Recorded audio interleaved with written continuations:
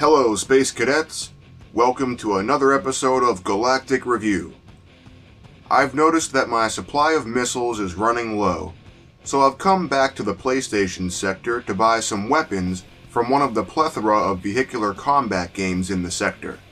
This game is called Dead in the Water, and it was developed by Player One and published by ASC Games in 1998. As the name implies, this is a nautical vehicular combat game with 13 different characters battling each other in boats. The game starts with a rather unimpressive intro video. It's just some waving water with white text on top of it.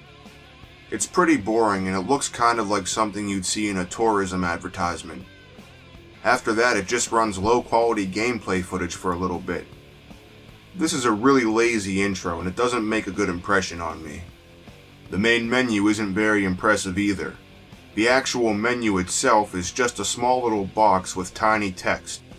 And this is covering up the metal skull thing, leaving all this unused black empty space on the sides. I think that metal skull thing was my middle school gym teacher, sir. Oh, I'm sure you have fond memories of your gym teacher, GameBot, but let's stay focused on the review. The tiny little words inside of this small menu box show a list of the game modes: single competition, race tournament, and battle tournament. That's right, this game has the high ambitions of doing both a race mode and a battle mode. We'll begin with the race tournament. Alright, before the race starts, I'll do a quick rundown of the controls. With the default configuration, triangle fires your regular machine guns, square lets you make a tight turn, circle fires your currently selected weapon, and X fires your character's special weapon. This sounds kinda familiar, right?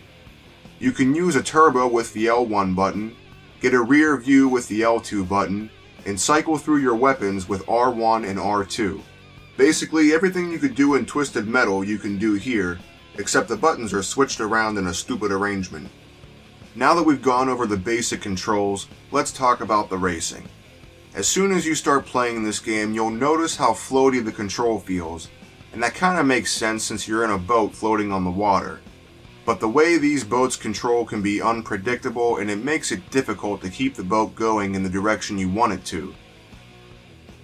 This problem is amplified by the waves in the water that can toss your boat around. The waves in the water are an interesting idea in theory, but the physics involved with the waves here are so jank that it really hinders the gameplay, especially in races. You might notice sometimes too that the developers couldn't quite limit the waves to just the water, so you'll see the land actually be affected by the waves too, which looks pretty ridiculous. You get bounced around a lot and sometimes your ship is overtaken by a wave, completely halting your momentum. The walls in the environment can bounce you around too. Some stages have ramps you can go over, but you better make sure you're pointed in the right direction if you do. Basically, as soon as you get on the ramp, it launches you in whatever direction you were pointing, and if you're turned a little bit, it can send you straight into a wall or just throw you completely off course. This can totally screw you over in a race. In between races, you can purchase upgrades for your boat with money you earn. You can upgrade acceleration, armor, engines, and weapons, which is just your standard machine gun. You can also purchase pickup weapons to start the next race with. Sir, we came here to purchase weapons, correct? And what is funky stuff? If you purchase certain combinations of funky stuff, your boat will get a bonus to one of the 4 main stats. And yes, I did come here to purchase some weapons, so I'll go ahead and place an order, and it should be here by the time the review is over. Okay, getting back to the race. The tournament is structured into 3 seasons. In the first season, there are only 3 maps, and more maps are unlocked in the second and third season.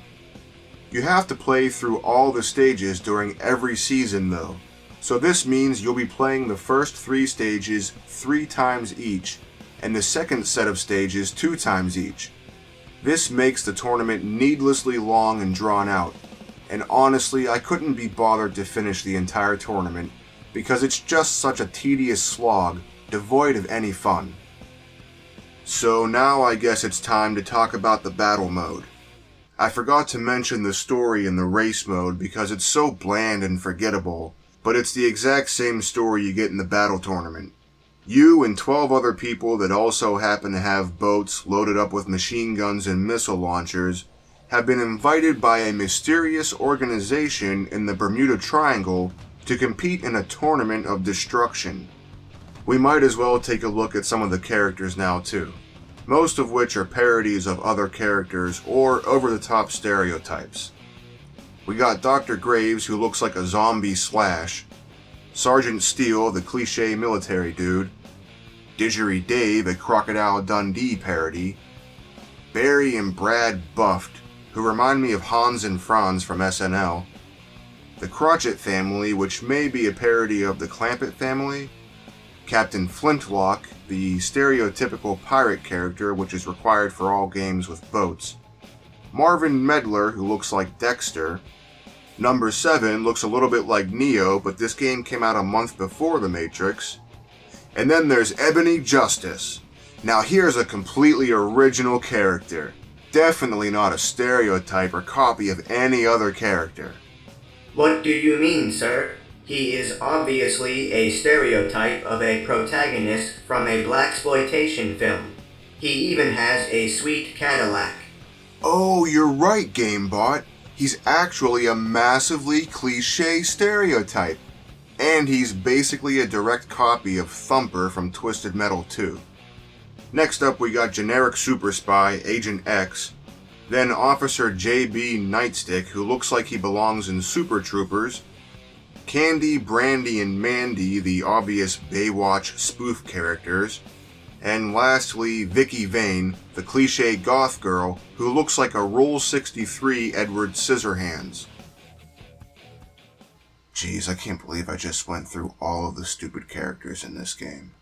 What the hell am I doing with my life? Why are we still here? Is it just... Sir, stay focused on the review. Right, okay, let's talk about the battle mode.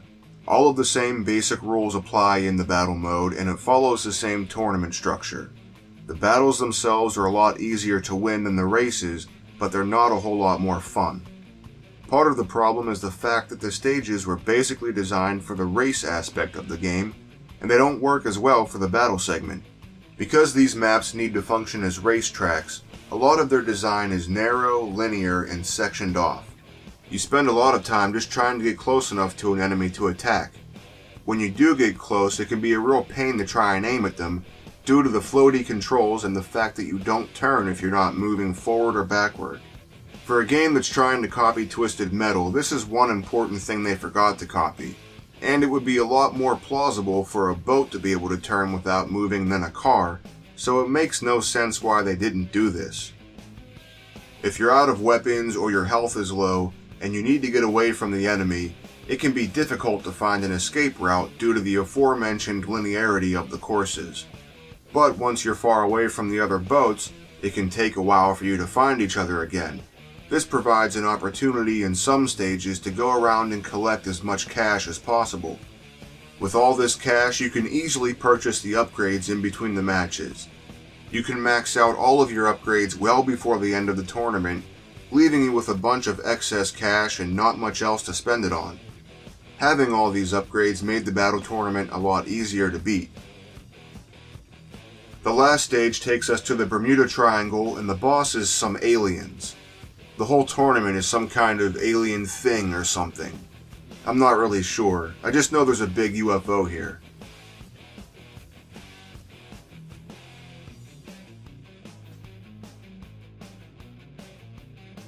The story doesn't really explain much of anything, and your character barely gets any kind of an ending.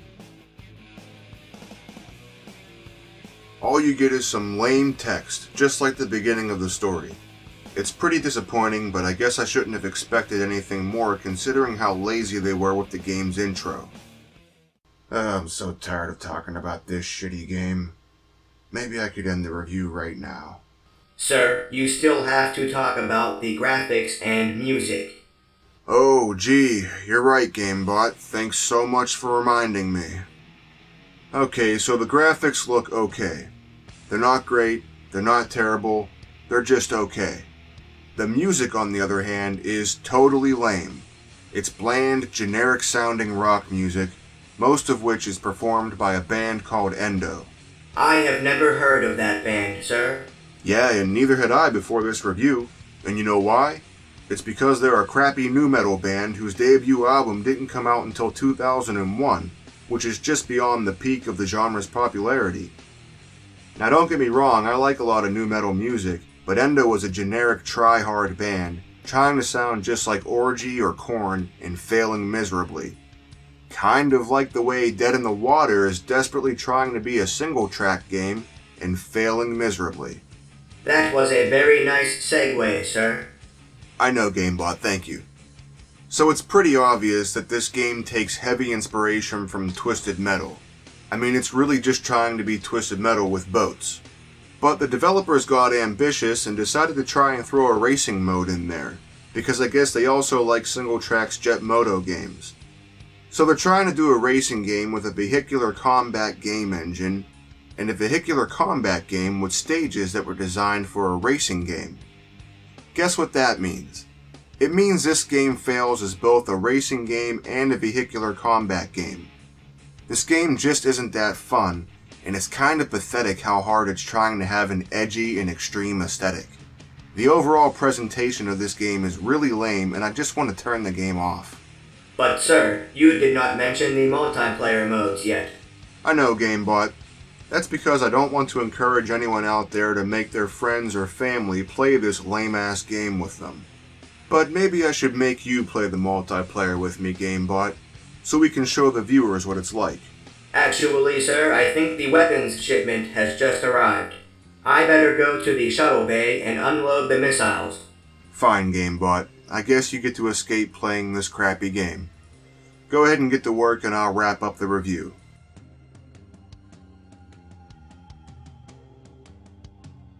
Basically, there isn't much else to say about Dead in the Water. I didn't really enjoy visiting this one, and the only good thing about this game was the fact that I got a good deal on some missiles. So that pretty much ends this Galactic review. If you liked the video, please hit the like button, and let me know what you guys think of this game in the comments below. And if you want to continue to explore the galaxy of media with me, please hit the subscribe button.